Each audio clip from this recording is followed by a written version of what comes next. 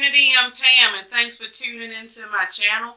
And today's topic is going to be a plant update. That's right, you guys. I did a plant haul, I want to say plant haul number 2, where I purchased 3 plants. And this was a few weeks ago, and I made a mention that I wanted to provide you guys with an update as a few weeks go by to let you know how these plants are doing in my environment under my growing conditions. So if you haven't had a chance to check out the plant haul number 2, please do so. I would really appreciate the support if you give me a thumbs up, a thumbs down, comment, like, and subscribe. But yeah, let's just get right into it. So as I mentioned, I did buy 3 plants, and I shared it with you as far as the unboxing, and I just want to give you an update. I'm going to start with my first plant, which is the Philodendron Mia. It's still in its original nursery pot, and it's still in its original planting medium, which I believe is that Coco Coir? I'm not a big fan of whatever this planting medium is, but because we're in a non-growing season, I kind of don't want to mess with the roots.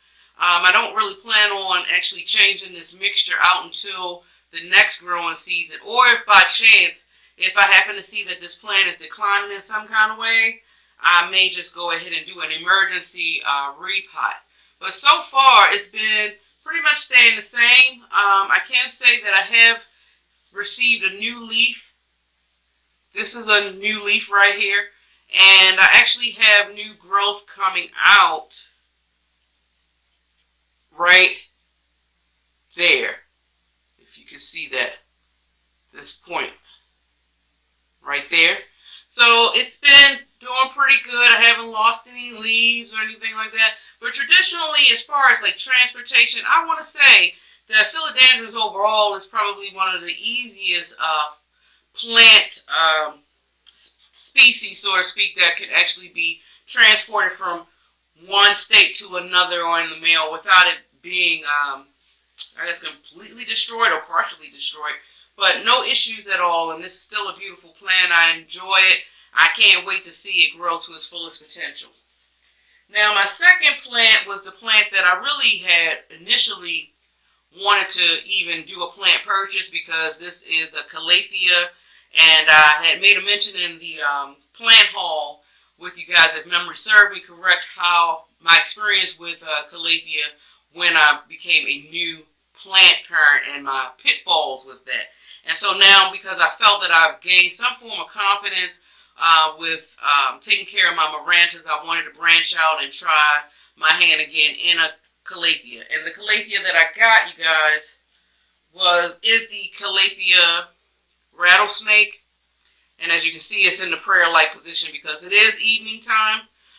For the most part, what I do notice, I did notice this today. I actually watered it today. I have to be real mindful with my watering regimen when it comes to this plant. This plant does not want to dry out completely. So I think I'm going to try to be mindful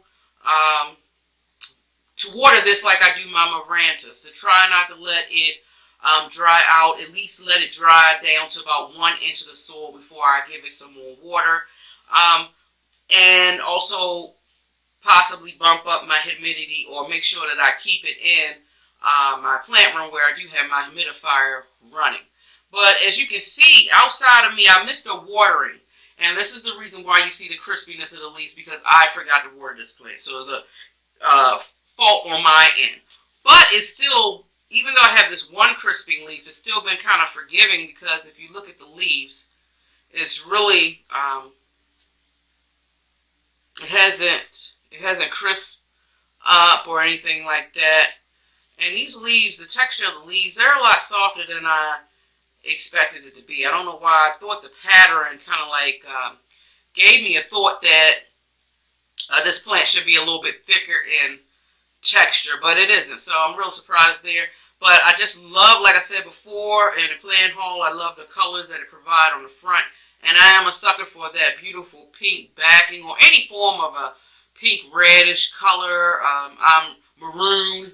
I'm a sucker for that. So far so good. My final plant was actually, I think, my free plant? I'm not sure. But this is the Monstera Peru.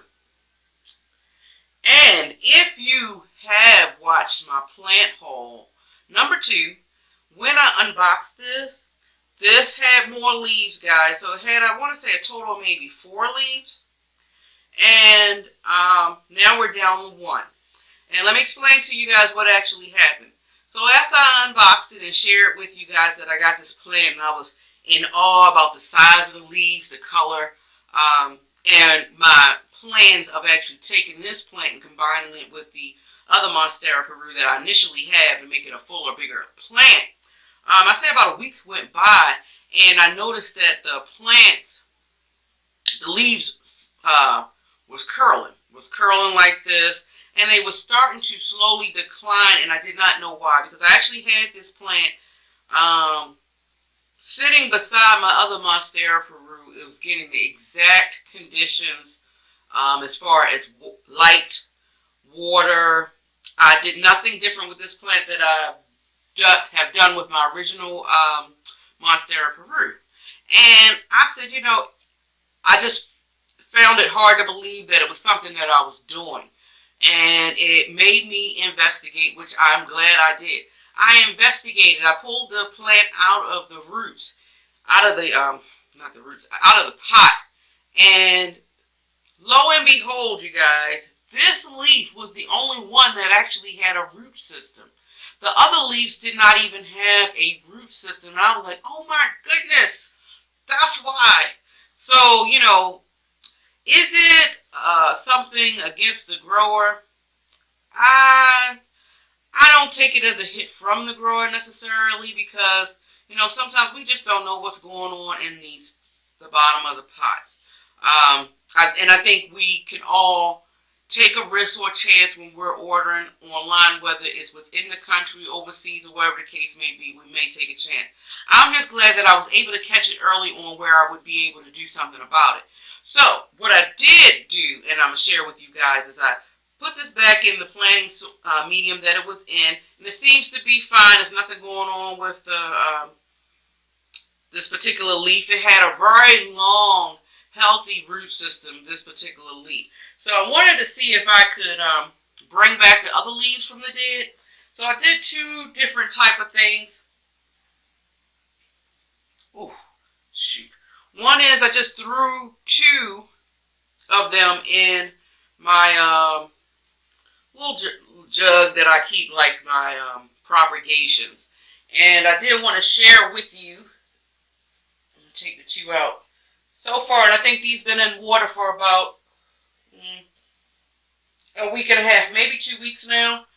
And one leaf, unfortunately, this one is still curled, but it doesn't have any, it's not showing any roots. It's just this little piece right there. But that was already there, and it hasn't done anything. So I'll just keep it in water and see. I'm not sure if it's going to do anything or not, to be honest with you guys. But if not, it's okay. That's part of being a plant parent. Sometimes you won't have all your propagations be successful. But this plant right here, you guys, look. I'm happy to report that 2 weeks later, it has grown roots. I just want it to be a little bit longer before I try to plant it back into the planter that I have the first leaf in. And if you see, not sure if you can see that growing eye where another leaf is about to come out. So this one seems to be successful. Like I said before, I'm going to keep it in the water, and I want the roots to be at least another inch before I will feel confident enough to put this in soil. So I'll give it about a couple of more weeks, and it probably will be good to go. And then I can look forward to it actually growing this growth point right here. So I'm really excited about this one. Now, I said that the plant initially had 4 leaves, and it did. And sometimes when you have plants, you guys, I personally like doing some form of experiments. I want to see what works best under which conditions for different types of plants. And so the other leaf, I just decided to do a sphagnum moss propagation. And let's see.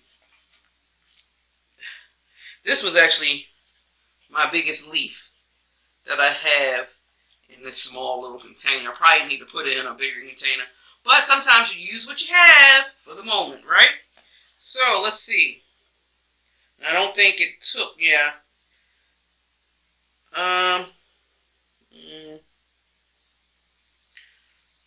And this has been in for 2 weeks as well. And unfortunately, as you can see, nothing really going with it as of yet.